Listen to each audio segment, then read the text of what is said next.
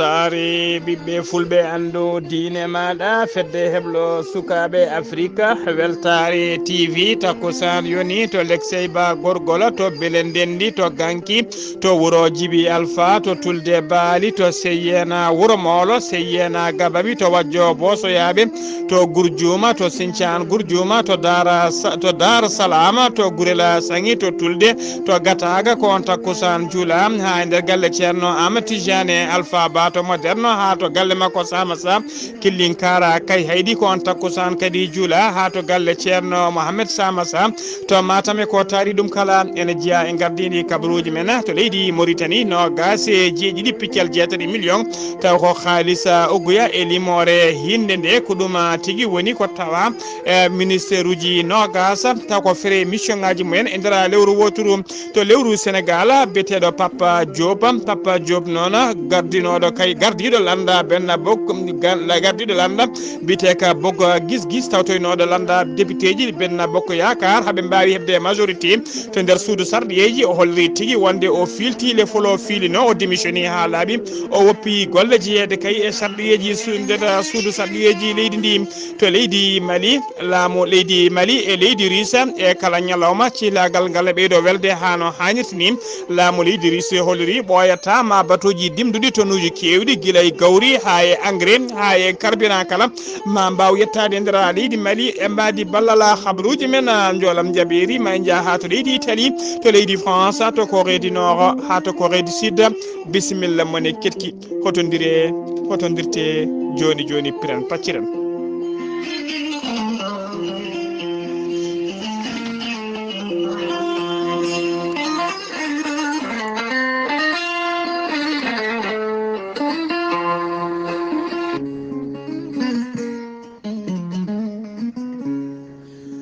ceerno djiby sy ko wittiyanke leɗɗe ko safriyanke safruji fina tawa ceerno djiby sy ko jaadino ɓalawala danawal kala labdo reedu malaɗo wune bawɗo listihara joom istinjaba ha timmi ceerno djiby sy ne safra rafiji kewɗi ɗi jiida cirola omo safra wonduɓe kista fibrom dogam sita rewɓe ɗon koɓe sowade rewɓe dartoraɓe kala ceerno djiby sy ne jogui leɗɗe e fannuji tati hen fannu goto so tawi a hutorima ɗum fodde 13 rafini yaltayma ha laaɓa fannu goɗɗo so tawi a ƴetti ɗum fodde 19 rafini yaltayma ha laaɓa fannu tataɓo o waddete koye gawri samme walla gawri ndemiri so tawi a waɗi no wiruma ni fodde 100 rafini yaltayma ha laaɓa ceerno djiby sy ene jogui pegge e usula bawɗe neldede e kala leydi e kala continent to neɗɗo woni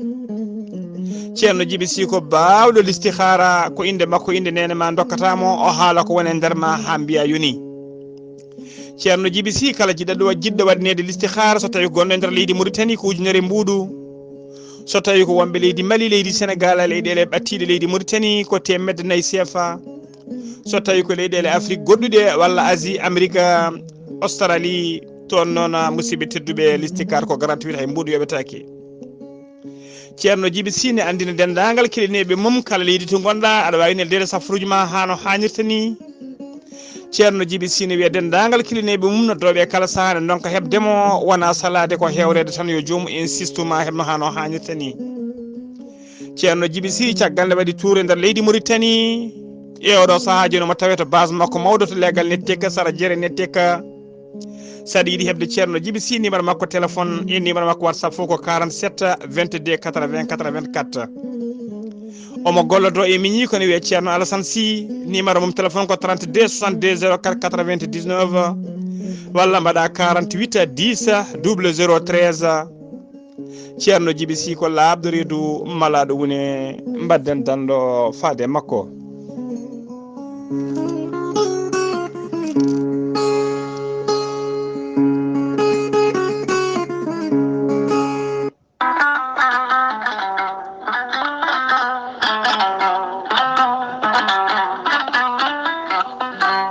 musidɓe tedduɓe funnangue hirnangue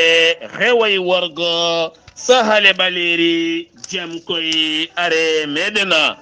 jaam garɗo e men woni gorel teyya ko ha ko moƴƴo iwru ken to koridinoro ari ko walludena e safrudena ha moni kala yito hen hoore muduma gorel teya ko ha kono ha ko wargani a wulna ndiyam ma ha wula juppa hen ada yara ada yito cellal ɓandu maɗa gorel teya ala rewam ala efe ko ha ko woocako taw kadi ene nafta neɗɗo sukkita ɗaɗi maɗa an neɗɗo mo ɗaɗi mum cukki an joguiɗo AVC jogui cardiaque yiƴam dogata e ɗaɗi muɗuma tuƴiɗo koyɗe musoje koppi musoji ɓandu jaaɗoru ɓandu wandu sukara sa jokkodire gorel teyya joni joni keɓa hen ko laaɓi sa yiɗi hebde ko laaɓi ha ɓernde ma deeƴe ko jangta e gorel teyya jahata koto site mabɓe internet a mbaɗa www.gorelteyya.com ma jangan hoore maɗa sa yiɗi jokkodirde gorel teyya ko fate tonggode mabɓe woto woɗɗo joni joni so tawi gonɗa koto leydi Mali Nioro jokkodirta koye Dawouda Sare mbatta ko 00223 72 68 11 54 so tawi gonɗa koto leydi Gambie jokkodirta koye koddanene Abou Bah 00220 282 29 43 so tawi gonɗa koto Jimbe jokkodirta koye Amadou Thioban 00221 77 428 85 88 so tawi gonɗa koto États-Unis de Amérique ko Abou Sow Kawral Fouta Business plus 1 34 77 01 56 77 so tawi koto leydi France gonɗa jokkodirta koye Haruna Ngayda 00336 50 99 64 43 musidɓe tedduɓe mbadden dando fade safara gorel teyya bela yoro mi dañi bela mi hirnana bela yoro mi daftay bela ayo bela yoro mi dañi bela docteur Djibiso wittiyanke safriyanke mo jomiraɗo rokki sellinde o saaha mo gonɗena docteur Djibiso en andira dendagal bandiraɓe kala oɗo ñalawma hande omo tawe to wuuro teddugo woni Madina Gounass ɗo wiyete galle Guilias ceerno Hammad kala garɗon ma tawɗon docteur Djibiso wittiyanke safriyanke mo jomiraɗo rokki sellinde o saaha mo gonɗena docteur Djibiso en andina dendagal bandiraɓe kala taweteɓe to Mauritanie ha tenti to lamorgo leydi Mauritanie woni noksoɗa musidɗo makko biteɗo Makka Bana ene tawe ɗon kala ko cohluɗa e safara sa yettimɗo ma heɓa ko nonne kadi base makko taweteɗo to Kidira so tawi a ari ha ɗon ma tawɗon sohna Aminata Sow kala ko cohluɗa ma heɓen ha timma siftinde ono docteur Djibiso ko safriyanke ngana ko wayno ñabbuji cuuɗotoɗe nder ɓalli fibron kis nem hémorroïde gonɗo nder e jalto bowal kala sotpis diabète tension hernie estomac ɗojjo duumigo keeceji musoje koyɗe musoje koye musoje jaaɗo ha haqqille mum wirni foti ko huɗo bonko ko walla ko seyɗane donc ɗo ɓesnude ko nonne kadi musidɓe tedduɓe docteur Djibiso ene uddita on uddiɗo walla gonduɗo e dabare kala sa yiɗi hebde docteur Djibiso safriyenke ngana taweteɗo hande to wuuro teddugo Madina Gounass to wiyete galle Guilias ceerno Hammad mbatta ko 00221 77 244 92 81 walla mbaɗa 78 353 28 92 walla so tawi ko Mauritanie 00222 34 83 26 89 walla mbaɗa 31 27 79 57 so tawi ko numéro makko WhatsApp beele mbawa hebdemo ko tonggode leydi Mali 00223 70 85 72 47 musidɓe tedduɓe docteur Djibiso e jeese moɗona ka buruji mon e ɗemngal pulaar Afrique, Asie, Europe, Amérique, Moyen-Orient, Océanie. jam nyalle mon musidɓe tedduɓe eɗen gone hoore bira joya lewru lewru novembre hitande ujunnaji ɗiɗi e nogas e ɗiɗi habaruji mon e ɗemgal pulaar e sawta he ko musidɗo mon sehli mon Ghalii Abuu Bah to karallagal ha mbawon yiide en to banggue YouTube ko miñi men sehli men Saydou Abou Bah eɗen mbiya tan dendagal bandiraɓe hay sinno koɓe gonani e groupe aji walla ɓe gonani to jayndeli weltare heɓete so tawi a naati to YouTube a tappi a waɗi weltare TV ma yi tengade nde noon dendagal kabaruji buuɗe yurmede e dendagal jewte baɗeteɗe kala saaha ma taw ɗum toon golle paydi no fewi moftade toon taw ko duuɓe kitali kala ko jiɗɗa yiide walla ko majjirɗa e jayde weltare ɓiɓɓe fulɓe sa yeehi ma taw ɗum toon taw koye ballala miñi men musidɗo men Saydou Abou Bah no kewɗen wiide kala saaha yo bandiraɓe kadi gandu wonde kay ko cakkudi ko kañum woni ko ñiklata cagginowo jaydi yankene walla joom radio e joom télévision kala musidɓe tedduɓe ñiklata ɗum ko guilay habaru guilay tigui publicité ji ha e communiqué ji ha e sponsor uji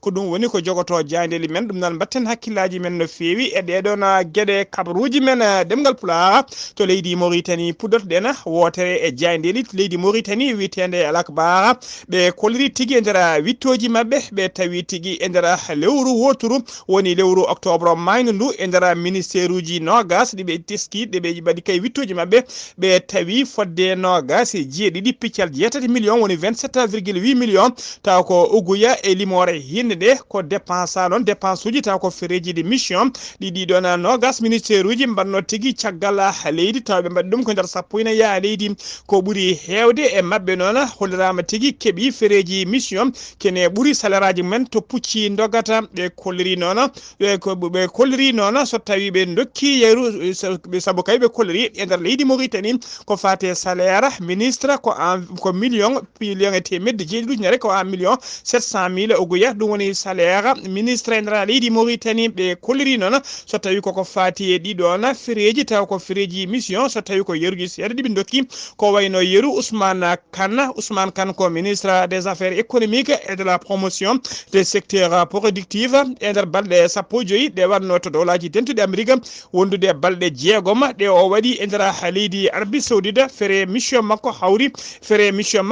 ko 4,1 million ngaji ɗiɗi e temedde nayyi ujunere taw ko haalisa uguya so tawi ko Mohamed Lemina Wula Dehbi on ko gouverneur banque centrale de Mauritanie woni BCM on ne waɗino balɗe sappo joyi to dowlaji dentuɗi Amérique fere mission makko hawri ko million ngaji tati e temedere ujunere taw ko haalisa uguya e limore hinde ɗen so tawi ko Issilmou Wul Mohamed Mbadi on ko ministre des finances balɗe sappo e tati ɗe o waɗi dowlaji dentuɗi Amérique fere de mission makko hawri ko million ngaji ɗiɗi e temedde jeeɗiɗi ujunere so tawi ko ministre de l'intérieur ko balɗe sappo o waɗi to émirat arabe uni o waɗi kadi to Arabie Saoudite o yentude Arabie Saoudite o hollirama tigui frais mission makko ko million ne fayi 800,000 taw ko haalisa uguya so tawi ko ministre de la défense on ko balɗe sappo tan waɗi to leydi Inde frais de mission makko ko 1,800,000 uguya taw kadi ɓellude ɗo fereji ɗi kalɗen kala tawa mon e mabɓe foof kadi jahawne yaade sete timol no fewi tawa fereji mission ngaji ɓen sete mabɓe ɓe ɗum noon limaka hen ko limi fereji taw ko ministre o goto ɗum woni fereji muɗum ha joni ko leydi Mauritanie keddoɗen laamu Japon waɗi laamu leydi Japon rewni tigui e juuɗe ambassadeur mum joɗani ɗum e nder leydi Mauritanie to Nouakchott ballal paydingal no fewi ballal ngal noon ko guura ngala maaro ko ujunnaji tati e temedde joyi e capanɗe jeegom e jeeɗiɗi tonnes woni 3,567 tonnes de riz ɗum noon ko maaro ballal ngal noon ko aljuma hanki o ngala wawi yettade taw ngala rewi jaɓɓi ballal ngal noon ngala bali ko commissaire à la sécurité alimentaire mo leydi Mauritanie ballal ngal noon ari koye mbadi programme d'aide alimentaire annuel nde leydi Japon waɗata kala hitande taw ko hitande 2021 ɓe kolliri noon hono Fatimetou Mintou Khatri kanyuma woni commissaire à la sécurité alimentaire mo leydi Mauritanie o holliri hen weltare makko mawno no fewi e dow inde leydi Mauritanie kala e dow inde laamu leydi Mauritanie o yetti o mani o manti laamu leydi Japon o holliri kadi ngal ɗo ballal ene tengtina tigui jokkodiral moƴƴal hakkude leydi ɗe ɗiɗi o holliri noon koɗo maaro ma ko wawa yeyede e mbadi vente aux enchères ɗin halisaji noon mbawa heɓede waɗe financé ko fati projet ji taw ko projet ji baɗoji gartama wonande ɓesguji Mauritanie naɓe ha tengti noon taw ko ɓurɓe wonɓe dofolɓe ha joni ko leydi Mauritanie keddoɗen ñande alkamisa ɓennuɗo o ko accident musɗo waɗi to Zoyrat en tawe to rewo leydi Mauritanie waɗɗani kerol hakkude leydi Mauritanie e to nokku Sahara hollirama noon auto o noon yimɓe ɗiɗo Sénégal naɓe mbasi hen pittali men Sénégal naɓe tato wonɓe mbarmi hen tampino fewi oɗo saaha joni mayɓe ɓe ɗiɗo mayɓe noon hen goto jeeya koto wuuro witego Mboro goɗɗo ceeno tigui koto Touba goskiji mabɓe noon ɗamini nawtete to leydi Sénégal mayɓe ɓe noon hollirama tigui kamɓe kala koɓe suuduruji ɓe golloto koto Zoyrat to ɓoyani noon koɓe gaari e nder leydi Mauritanie teskama ko caggal julde taske ko nden tigui ɓe mbawi arde e nder leydi he kabaruji men ɗemngal pulaar sen numima to leydi Mauritanie koto Sénégal paɗen jayde l'observateur holliri tigui wonde Papa Diop noon gardiɗo landa wiyete ko bokka guis tawtoynoɗo Benno Bokk Yakar e nder suudu sarɗiji haɓe mbawi hebde kay taw ko wiyete majorité e législative e 14e législature mo leydi Sénégal o holliri noon o hollirama tigui o démissioni ha laaɓi e oɗo saaha joni o filtile fula makko wonde kaydi sarɗiyanke o joƴini ɗum e dow tabal o holliri noon démission makko ko personnel ko pour des raisons personnelles ko ɗum tigui addinimo démission nde ko biteɗo Moussa Diakate gonnoɗo porte parole makko ko kañum lomtimo oɗo saaha joni kañuma fiiɗi tigui goɗɗon aɗa fol sarɗiyankagal lawol so rewnoma noon ko biyeteɗo Aliou Sow noon ko kañum wonno 3e position ko kañum tigui fonno lomtademo kono Aliou Sow noon e oɗo saaha joni ko kañum woni ministre de la culture et de patrimoine historique e nder gouvernement mo Amadou Ba ardi ha joni kabaruji men ɗemgal pulaar to leydi Sénégal ha joni accident musɗo waɗi e dow lawol bitengol Morolan e nder département mo Tivaouane ko oto goto mo hinde Renault tawi kadi dognanno oto ko biteɗo Aliou Diagne dognannoɗo dogdu fakkide no fewi kañum tigui wawi ferade groupe taw ko élevage policier ji taw ko élevage wonnoɓe heblede wontude policier ji hay goto wasani hen fittade mum kono jeeɗiɗo e mabɓe mbarmi hen kamɓe jeeɗiɗoɓe kala ɓe mbawi tigui ɓenninede to hôpital principal mo Dakar e oɗo saaha joni eɓe tawi juuɗe safroɓe chauffeur o noon caggal nde feriɓe ko ɗon tigui fuppiti dogdu naati e soyde o nangoya tigui koto Thiès e oɗo saaha joni o waɗama e mbadi mandade dépôt omona nanga e mbadi mandade dépôt mo fadi to kaso to omon toon fadi ñaware makko andude no foti visa heɓata duuɓi makko ɗi waɗata e nder kasoji ha joni ko leydi Sénégal keddoɗen jayde Walfa TV ɓe koliri tigui wonde biteɗo Kabiru Mbodj noon ko kañum sosi catala bitengal wari noon koto halisaji nuldete e nder leydi ha e caggal leydi kala procureur mo leydi France noon hollire kirami yore tigui nde o wawata nangede o mofte kay oɗo saaha joni saabu kaya hollirde wonde kay ko tumaɗo mo waɗi violé rewɓe nayo taw hen rewɓe taddo ko nder jamma goto debbo gadano o noon koye darorɗe hitande 2022 nde ko ɗum woni ko tuma kanko Kabiru Mbodj noon oɗo saaha kala o wonno koye mbadi sous contrôle judiciaire woni tigui ko kadnoɗo yaltude leydi ndi e kala saaha kadi omo notuyo ɓe oɗo saaha joni noon procureur mo leydi France rokki yamiron tigui nde wawata nangede on procureur noon holliri saabi ɗum ko saabu kay ko joom ngaalu no fewi omo wawi tigui wadde feere kala hawa dogo yalta leydi ndi ko ɗum saabi noon yo waɗe ko wiyete mandade dépôt woni tigui yo nangue o soke hande o ñawa kala kanko Kabiru Mbodj nan ko jeddiɗo ko tuma ko ha sori ladde wonde kay o ɗum ko tuma ko kala ko complot ngam yidde bonnude o e wiccude makko ndiyam ɗam moƴƴani avocat makko noon dari hen doole mum ponno ene wiye Philippe Zeller ha joni ko leydi Sénégal keddoɗen ministre de l'économie du plan et des coopérations mo leydi Sénégal o sifodiri e catala walla boña biteɗo AFD woni agence française de développement sifande ɓuttere ndo fewi ndena sifande noon ene guime ha capanɗe joya milliard taw ko France CFA on xaalis noon jofi tigi ko région ngaji ɗiɗi woni région de Matam et de mo Ziguinchor ɗiɗo région ngaji noon ko beele kay ɓe mbawa on xaalis noon ko beele ɗiɗo région ngaji ɗiɗi ne ceerta e niɓɓere haalaɓa dendagal guure tawteɗen kala ne mbawa hebde kuɓɓam woni courant mumen hano hannirtini ha joni kabaruji men ɗemngal pulaar to Ziguinchor jabɓuɗen musidɗo men seydi men Amadou Isaga Kebe jaam ñalle maɗa. wa aleykum salam wa rahmatullahi taala wa barakatuhu. Ghalii Abuu Bah a salmitama e dennagal hettoɓe weltare TV kabaruji garanɗin ɗo e nder Ziguinchor. Andu gisam ɗum ɗo wiyete ni ko sandiga doctoreɓe kamɓe de ɓe puɗɗima guereve mabɓe gila hanki fodde balɗe tati ɓe kaali hôpitaluji ɗi liggota ko doctoreɓe ɓe. Holko addi ɗum ɓe mbi ko doctoreɓe mawɓe ɓe goto fof tottama holɗum logement muɗum e jobdi muɗum ina yoɓanene totta logement e ɓe ɓeydanama kalis doctoreɓe tokosoɓe ɓe no gila e fo holɗum fompoɓe ñawanɗe ɓe e pikkirroɓe ɓe ɓen hay hunde keɓani ɗum noon ɓe mbi docteur ko docteur tan gonɗo ɗo ena mawɗo e tokoso docteur ko docteur tan kamɓe fof yoɓe pot yoɓe dokka logement ji ɓe dokke holɗum kaalisaji ɓe ɓeydane joɓɗele mabɓe soronki ɗum ɓe liggota ko fodde balɗe tati ɓe taƴi grève kamɓe andu gisam ho metere Djiby Diane oɗo de ko an woka Ousmane Sonko kanko de o namdama affaire Ousmane Sonko holko waɗi Ousmane Sonko aritaka ina woppene yayi haajuji muɗum. Ousmane Sonko noto yima Ousmane woni toon ha 16 heures woni 4 heures wiyama yo hot won waɗɓe viol nan toon ina coka ina garita ha haala mumen haale o wi yoɓe gandu Ousmane Sonko woni contrôle judiciaire goɗɗo contrôle judiciaire nak holɗum justice ina faye makko guite o wawata jaggede ɗon ɗo dogani o yalti leydi ndi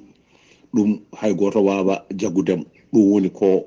saha sa fo o yaha omo notoyo o arta o jokka e tournéji makko ɗi waɗata. So tawi en ummima ɗon eɗen jaha to e département Bounkiling Mamadou Diop Diédhiou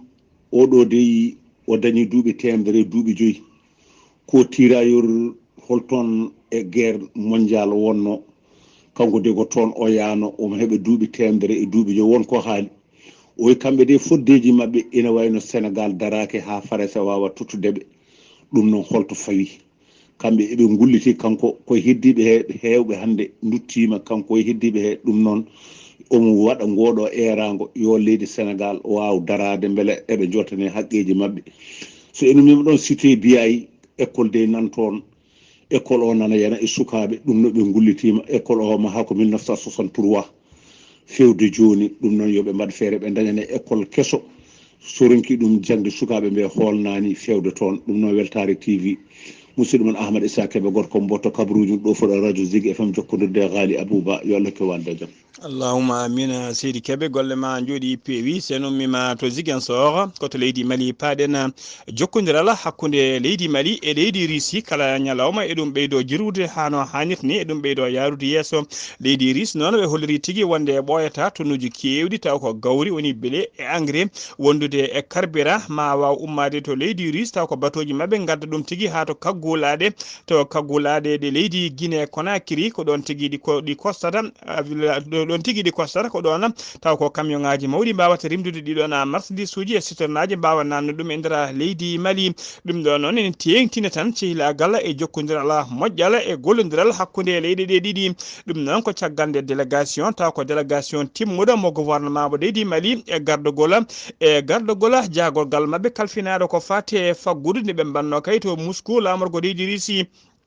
yidde leydi Mali noon ko coopération mabɓe hakkude mabɓe leydi Russie hoto ha tan to banggue sécuritaire yo waw yaade kay to banggue fannuji kala ha tengti noon e fannu commercial marchandise ha tengti noon to banggue commercial ɓe kolliri noon ɗiɗon marchandise uji ma kay ɗo e jonte seeɗa Mali mbawa yettade hano hannirta ni e nder leydi Mali jaaru majjine qime ha 100 million taw ko haalisa dollar so weccitama e France CFA maya ha capanɗe jeegom milliard taw ko France CFA ha joni ko leydi Mali kedonen apkan ko assemblée permanente des chambres d'agriculture de leydi Mali be kolliri tigi oɗo sahaɓe tawe yilirde mawde no e yirinde mawde no fewi caggal ɗum noon ko gila kay ndeɓe cuuɓi biyeteɗo Sanusi Bouya Silla gila suɓa kay waɗa président ngal ɗon catala bitegal kama ɓe kolliri kay saabu kay gila suɓa faade oɗo saaha joni ɓe gila kay o suɓa faade saaha joni gollotoɓe e nder catal ngal ha tengti noon ɓena wiyeteɓe contractuel woni ɓe galda contrat ɓen noon joɗima joni lebbi jeegom keɓani jobdele mumen so tawi noon ko fonctionnaire uji woni tigui joguiɓe contrat gollotoɓe tigui ƴettaɓe tigui e nder catal ngal ɓenne kolliri guila ari kay e gardigo catal ngal guila nden faade joni dendagal muccasuji keɓanno woni ko wiyete prime ha tengti noon prime aji mabɓe ɗiɓe mbiyata détachement ɗina prime aji kala ko détache ko logguiɗo haalaɓe ɓe natti hebde ɗum saabi noon ɓe joɗinoma guila ñande 31 lewru octobre maydu ndu noon ɓe mbawino wadde ko wiyete préavis de grève on préavis de grève noon ɓe bindi kayit ɓe joƴƴini tigui dow yesso taballa kanko biteɗo kanko gardiɗo catal ngal ɓe kolliri noon so tawi kay ɗo e 16 lewru novembre ndu gonɗen ndu so tawi kay hujjaji mabɓe joltaki koɓe natoɓe tiggere hongo juuɗe ngo balɗe tati woni 72 heures ɗum fuddoto ko guila ñande 16 ha ñande 17 lewru novembre gonɗen ndu so tawi kadi ɗum timmi so ala ko gasi mabɓe mbaɗa ɗum renouvelé woni kadi mabɓe jokku ɗiɗon grève aji hande hujjaji mabɓe mbawi yoltade kala habaruji men ɗemngal pulaar se numima to leydi Mali habaruji men jolam jaɓeri koto leydi Italie paɗena hélicoptère beyannoɗo hakkude wuro witengo walla nokku biteɗo Foggia ene tawe to wargo leydi ndi e nder nokku moɓe mbiyata e nder fande ɓe mbiyata Pouye waɗannoɗo kay beyannoɗo hakkude mum e iluji ɗi ɓe mbiyata Trimiti ona hélicoptère noon ko kañum tigui saami woni waɗi accident noon e nder maaje kadde nder leydi Italie waɗi he accident o noon saabi accident o koko wiyete mauvais temps ko ɗum saabi accident o hollirama noon ko yimɓe jeeɗiɗo gonno hélicoptère o hay goto mabɓe fiɗɗani no foti kamɓe jeeɗiɗo kala ko hen ɓe mbasi pittali mabɓe ɓen jeeɗiɗo noon hen nayo ko famille goto e nder ɓen famille noon e hen gotel ko cukalel dewel woni kurkayel toxel jarannogel e duuɓi 13 ene waɗi kadi nder mayɓe he médecin goto taw ko médecin di wuro ngo wondude pilotaji ɗiɗi hélicoptère o ko ɓen woni wasɓe hen pittali men koto leydi France paɗen Jordan Bardella o suɓama o waɗama e oɗo saaha joni hoorejo landa wiyete ka RN woni rassemblement national aseta hande o suɓam o ɗaftodirano noon koye biyeteɗo Louis Aliot ko ono ɗaftodiranno o heeɓi noon 85% on paami tigui ko kanko ɓuuri ɓayde kanko ɓuuri nobede o suɓama noon o artima e oɗo saaha joni o lomti noon ko biyeteɗo Marie Le Pen noon e oɗo saaha joni gembaniɗo gam yidde kay gembanade sumgoji hoorejo leydi tijjaɗi ha joni kabaruji men ɗemgal pulaar to Corée du Nord paɗen laamu Corée du Nord aynima noɓe kewade kala saaha aseta hande one holliramɓe ɓe aynima misilaji nayyi ɗi hinde balistique taw ko courto porté woni tigui misilaji ɗi jahata ha goddoya ɗina misilaji noon ɓe gaynide koye maayo to ɓe mbiyata mer jeune woni maayo olo ko ɓoyani ko noon ko ɓe ayni ɗiɗon misilaji nayyi noon ɓe aynide kay ko saaha kay waktu saaha 11h32 fayi 11h39 taw ko waktu Corée du Nord e gan sanga Fuutay Kumbaru ne woni 2h32 ha 2h39 minutes taw ko jamma pecce jamma ko nden tigui ɓe mbawi aynade ɗiɗon misilaji e wiide kaye laamu Corée du Sud koto Corée du Sud paɗena Corée du Sud ne oɗo saaha kala kamɓe allié mabɓe woni dowlaci tentuɗi Amérique ɓe goni koko wiyete entraînement woni tigui exercice militaire aérien woni taw ko laaɗe diwoje mabɓe eɓe mbaɗa défilé ɓe kolliri tigui doole mabɓe e bawɗe mabɓe foof noon ko yidde rentinde Corée du Nord e ko taari ɗum kala ɓe hollirama noon e aseta hande o e nder ɗen laaɗe diwoje e kala saaha ene jaaha ene mbaɗa défilé ene kollira tigui mbawko mumen so enama toon laana taw ko laana guerre leydi dowlaci tentude Amérique avion noon wiyete ko bombardier B1B kana bombardier B1B noon ko laana garduka jadduka e jamanu dernier cri ka hinde supersonique e ka wawi kaya diwde ko juuti dow e ko wawi kadi nawde arme kewɗe taw ko arme nucléaire ene saɗi kadi koko wirtoto leydi ha radar tina tigui wonde lana wirtima ɗon Allah e makko yawde e jogade ka kay kaɓirɗe timmude no fewi Corée du Sud noon mbiɗen ari e mum hawde no fewi ko dowlati dentuɗi e Amérique oɗo saaha kala koye entraînement militaire ha tengti to banggue weeyoɓe goni musidɓe tedduɓe gasi ha laaɓi ceer ko ɗum ɗo wonno ko tonguɗen habaruji men e ɗemgal pulaar ɗo e sawta he ko musidɗo moon sehil moon Ghalii Abuu Bah to karallagal ha mbawon yiide en to banggue YouTube ko miñumen Saydou Abou Bah ko adi keɗana mbaynodir noon kettoɗen Yaya Ndiaye.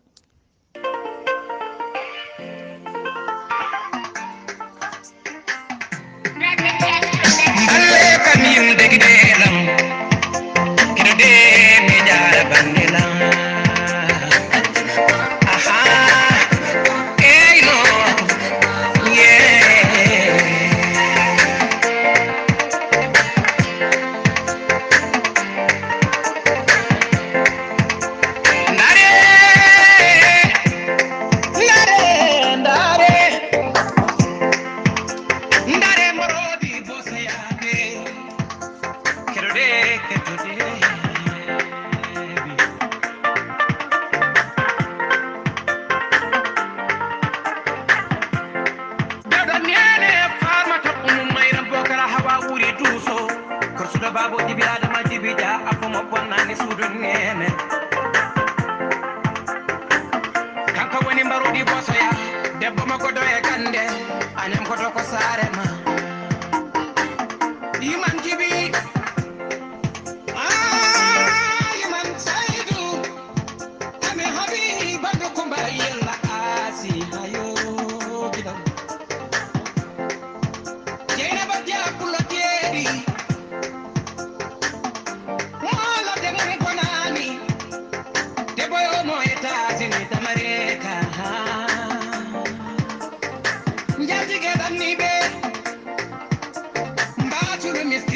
docteur jangabe njati ganyu masro mandi njati japulo